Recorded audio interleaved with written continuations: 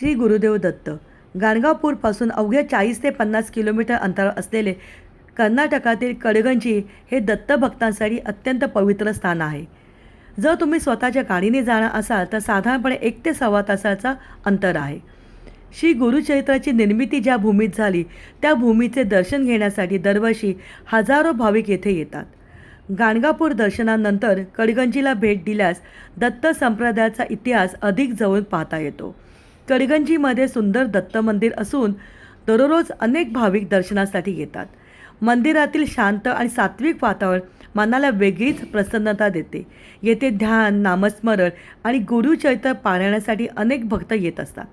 असे म्हणतात की ज्या भूमीत श्री गुरुचरित्राचा जन्म झाला त्या भूमीचे दर्शन घेतल्याने आणि गुरुचरित्राचे वाचन केल्याने श्री दत्तगुरूंची विशेष कृपा आपल्याला प्राप्त होते. एक विशेष गोष्ट म्हणजे कडगंजीमध्ये सरस्वती गंगाधरांचे घर, त्यांच्याशी संबंधित स्मृती, गुरुचरित्र लेखनभूमी, ध्यानगृह, दत्त मंदिर आपल्याला पाहायला मिळते. सायनदेव महाराजांची 17वी पिढी या मंदिरामध्ये आजही आहेत.